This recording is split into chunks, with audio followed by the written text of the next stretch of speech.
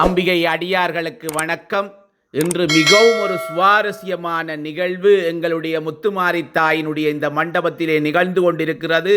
நமது மண்ணிலே பல்வேறு பிரசங்க விற்பன்னர்கள் இருந்தாலும் இன்று நாவலர் கலாசாரத்தை பின்பற்றி அந்த நாவலர் வழியிலே இன்று பிரசங்கம் செய்கின்ற குட்டி நாவலராக கல்முனையில் இருந்து வருகை தந்த தம்பி எங்கள் எல்லோரும் உள்ளத்தை தொடுகின்றார்.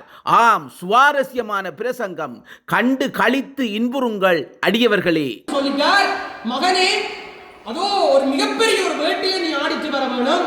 ஒரு கொஞ்ச காலமா ஒரு பெரிய பண்டி உண்டு எங்களை கொல்ல பண்ணி கொண்டிருக்கு, நீ அதை கொண்டு வர வேணும் அப்படின்னு சொல்லிட்டார். கிட்டத்தட்ட ஒரு 100-150 பேரோட திண்ணனார் ஓடிக்கொண்டிருக்கிறார். பண்டிகை துரத்தி ஓடிக்கொண்டிருக்கிறார். பல தூரங்கள், காடு, மலைகள் எல்லாம் தாண்டி அப்படியே போக 100 50 ஆச்சு, 50 20 ஆச்சு, 20 10 ஆச்சு, 10 5 ஆச்சு, 5 2 ஆச்சு. திண்ணனாரோட 2 பேர் மட்டும்தான் போறாங்க. கட்டசியா போறார், பன்றியை கொண்டு விட்டார். கொண்டு விட்டுட்டு கேட்கிறாங்க, இந்த 2 பேர் பக்கத்துல இருந்து சொல்றாங்க, இந்த 2 பேர் யாரா? பேர் என்ன பேர்?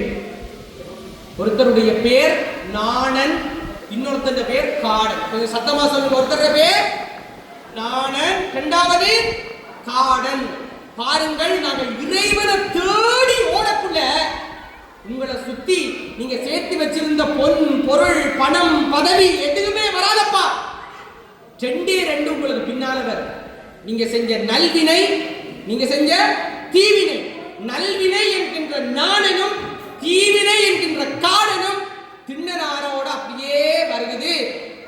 நாணன் சொல்றார், உங்களோட அப்பா வந்தா இந்த மலை உச்சியில ஒரு சிவனை பார்த்துட்டு வருவார், போய் பார்த்துட்டு வருவோம் வா. காடன் சொல்றார், இதெல்லாம் பார்க்கறதுக்கு நேரம் இல்லை, எனக்கு அங்க நாடகம் இருக்கு. தம்பி, நீங்க முதல்ல முடியப்பா, பூசைக்கு நேரம் போயிட்டு பூசையை முடிச்சுட்டு வீட்டை போய் நான் நாடகத்தை பார்க்கணும். சோறு சூடாக்கல, நீங்க கதைச்சு கொண்டிருக்க நாடன் காடன் என்று சொல்வது போல காடன் சொல்றார், இல்ல பண்டிகை சுட்டு இடத்தையே சாப்பிட்டு போம். இருந்தாலும் இவருக்கு மனசு கேட்கிற, சரி மேல போய் சாப்பிடுறதுக்கு முதல் இந்த பண்டிகை சாப்பிடுறதுக்கு முதல் மேல போய் பார்த்துட்டு வருவோம் அப்படின்னு சொல்லி மெல்ல மெல்ல மெல்ல மெல்ல மேல போறார்.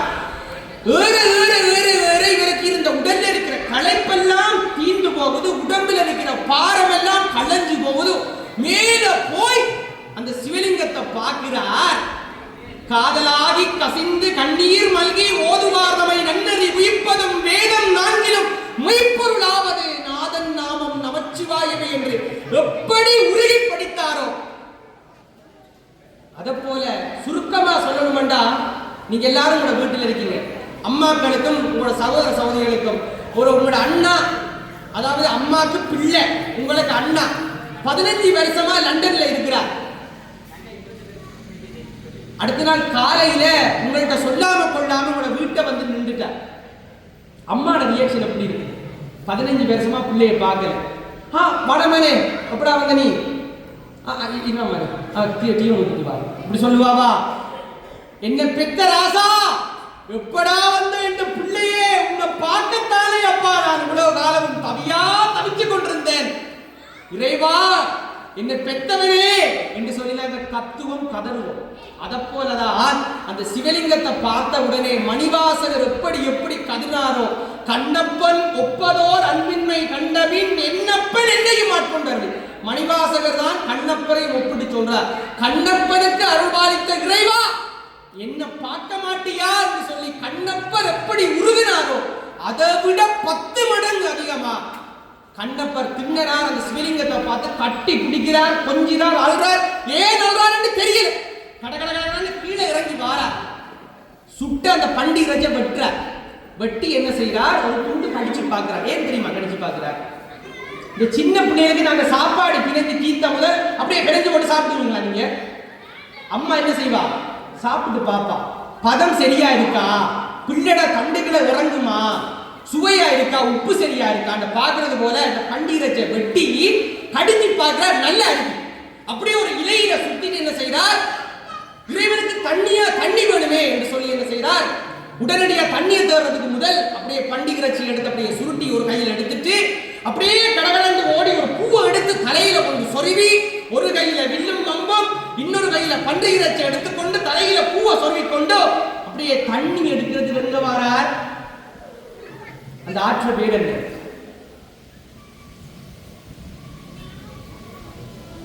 அந்த ஆற்ற பேர் மறக்க வேண்டாம், பொன்முகலி ஆறு. என்னது? பொன்முகலி ஆற்றில் அப்படியே வாய்ப்புல அப்படியே தண்ணி எடுத்துட்டு கடகடகடன்னு மேல ஏறார். ஒன்றுமே இல்லை, இந்த வாய்ப்புல இருக்கிற எச்சி தண்ணியை சிவலிங்கத்துக்கு மேல துப்புறார், பூவை தூக்கி வைக்கிறார், பண்டிகை இறைச்ச படைக்கிறார். இந்த இடத்துல சேக்கிழார் பெருமான் எப்படி தெரியுமா சொல்றார்? இந்த வாய்ப்புல இருக்கிற எச்சி தண்ணி சிவனுக்கு எப்படி தெரியுமா இருந்ததா? அமிர்தத்தில் அந்த எங்களுடைய தேவர்கள் கடைகின்ற அமிர்தத்தை விட சுவையாக இருந்ததா.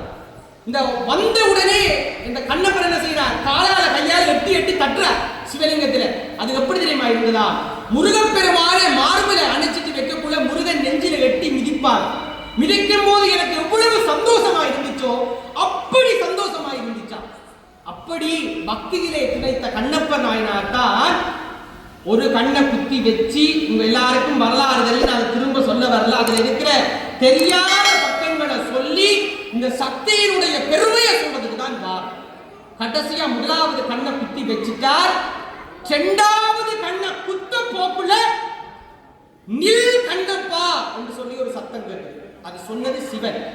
ஆனா சிவன் நில் கண்ணப்பா என்று சொல்வதற்கு முன்பதாகவே வளையல் போட்ட ஒரு கை ஒன்று கண்ணப்பரை பிடிச்சு. என்ன போட்ட கை? வளையல் போட்ட கரம் ஒன்று கண்ணப்பரை பிடித்தது. பிடிச்சதுக்கு பிறகுதான் நில் கண்ணப்பா என்ற ஒரு சத்தமே கேட்குது. அப்ப என்னது? கண்ணப்பரை காத்தது சிவனுக்கு முதல் யார் காத்திருக்கா? யார் காத்திருக்கா? வளையல் போட்ட கை என்றால் சக்தி தான் காப்பாற்றிருக்கிறார். ஆகவே அன்பார்ந்த அடியார்களே, தாய்க்கு முதல் இந்த உலகத்திலே யாரும் இல்லை என்பதற்காகத்தான் அந்த அளப்பெரிய பக்தியாளன் கண்ணப்பரை கூட வளையல் போட்ட கை இழுத்து பிடித்தது. அதற்கு பிறகுதான் நில் கண்ணப்பா என்கின்ற வசனமே வந்தது. ஆகவே அந்த வளையல் போட்ட கை வேறு யாருமே இல்லை, சாட்சாத் எங்களுடைய முத்துமாரி தாயார், சாட்சாத் எங்களுடைய காளி தேவி, சாட்சாத் எங்களுடைய சக்தி பெருமகளார்.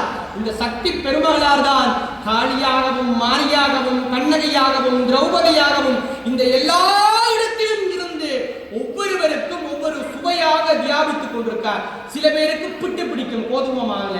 சில பேருக்கு ரொட்டி பிடிக்கும், சில பேருக்கு இடியப்பம் பிடிக்கும். நீங்க ரொட்டி வேணுமா, ரொட்டியை சாப்பிடுங்க, காளி எடுத்துக்கொள்ளுங்க. உங்களுக்கு இடியப்பம் தான் வேணுமா, மாறி எடுத்துக்கொள்ளுங்க, மாறி எடுத்துக்கொள்ளுங்க. அப்படி என்று சொல்லி அளப்பெரிய அந்த சக்தி வளையல் போட்ட கைதான் உங்கள் முன்பதாக அமர்ந்திருக்கிறது. ஆகவே அன்பார்ந்த அடியார் பெருமக்களே, உங்கள் கஷ்ட துன்பங்களை எல்லாம் அவளுடைய பாதத்திலே சேர்த்து விடுங்கள். எப்படி கண்ணப்பருடைய வாழ்க்கை, திண்ணனார் பெருமகனுடைய வாழ்க்கை எப்படி மாறியதோ அதை போல உங்களோட வாழ்க்கையும் நிச்சயம் மாறும் என்பதில் மாற்றுக்கிறதில்லை. பெரிய புராணம் போற்றுகின்றது நாயகிதான், பெரிய புராணம் போற்றுவது நாயகியைத்தான் என்கின்ற அடுத்த திருத்தமாக என்னுடைய சொற்பொழிவினை நாயகனையும் பேசியிருக்கிறார், நாயகியையும் பேசியிருக்கிறார் என்கின்ற வாதத்தை சொல்லிக்கொண்டு என்னுடைய உரையை நான் நிறைவுக்கு கொண்டு வருகின்றேன். உரை நல்லா இருந்துச்சா? சும்மா சொல்லக்கூடாதப்பா, கையத்தட்ட.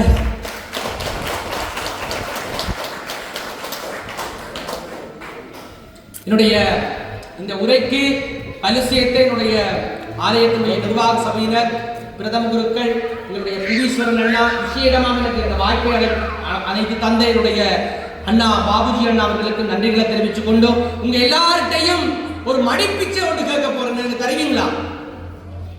தருவீங்களா? இந்த தரமாட்டீங்களா? இப்ப நான் கோயில் நிர்வாகத்துக்கு 50,000 காசு கேட்க போறேன்.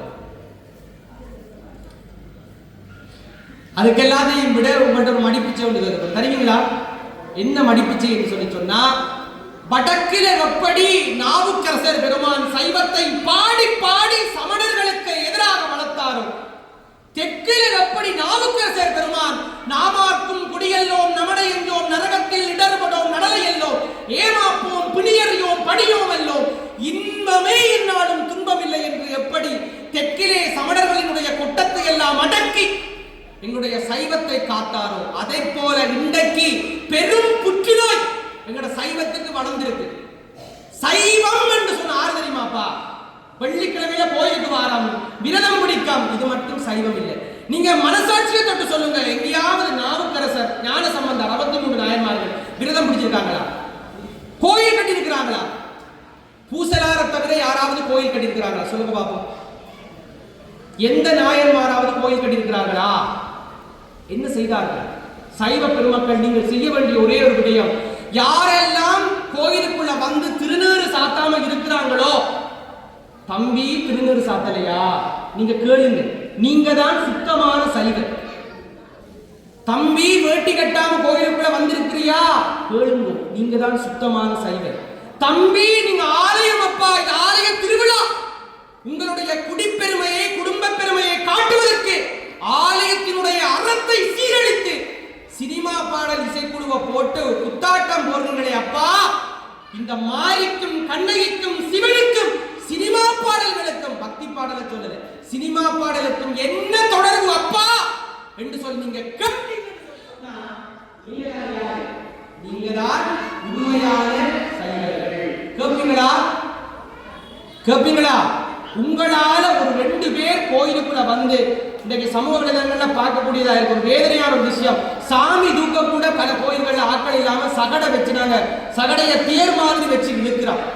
சைவத்தையும் தமிழையும் வளர்த்த பூமி எங்கட ஈழத்தினுடைய சைவத்தினுடைய தலைநகர் எதுன்னு கேட்டா நாங்க யாழ்ப்பாணத்தை தான் சொல்லுவோம், மடக்கத்தான் சொல்லுவோம். நாவலர் பெருமான் உருண்டு உருண்டு சைவம் வளர்த்த பூமி.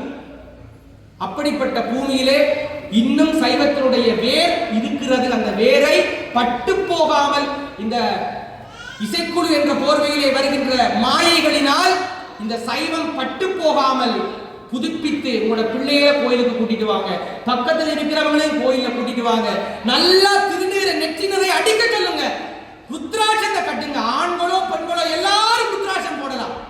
எல்லாரையும் போட்டு எப்படி எங்களுடைய 63 நாயனார் போல நீங்களும் ஏதாவது ஒரு பணியிலே சைவத்தை காப்பீர்கள் என்கின்ற ஒரு மடிப்பிச்சையை உங்கள்கிட்ட கேட்க போடுறீங்களா? மடிப்பிச்சைய சத்தமா சொல்லுங்க, போடுறீங்களா? போடுறேன் என்று சொல்லிட்டு வார்த்தையால விட்டீங்கன்னா அம்பாள் ஆட்சி உங்களை நல்லா சுட்டு போட்டுருவோம். வார்த்தைக்கு சொல்ல கூட உண்மையா போடுவீங்களா? ஜோசி கொடு தம்பி, போடுவீங்களா? போடுவோம். ஆகவே மேன்மைகள் சைவ நீதி, சத்தமா சொல்லுங்க, மேன்மைகள் சைவ நீதி விளங்குக உலகமெல்லாம். தென்னாருடைய சிவனே போற்றி, எந்நாட்டவர்க்கும் இறைவா போற்றி. வான் போற்றும் நாயகி, சீர்தூக்கும் கோமகள், கலையாது இந்த மண்ணினை ஆட்சி செய்து கொண்டிருக்கின்ற தேவியானவள், முத்துமாரி தாயாரானவள், சைவத்தையும் தமிழையும் காத்து இந்த மண்ணையும் இந்த மக்களையும் காத்து எல்லாருக்கும் எல்லா செல்வங்களையும் அள்ளி கொடுப்பாள் என்று சொல்லிக்கொண்டு மீண்டும் ஒரு முறை சந்திக்கலாம். விடைபெறுகிறேன். நன்றி, வணக்கம்.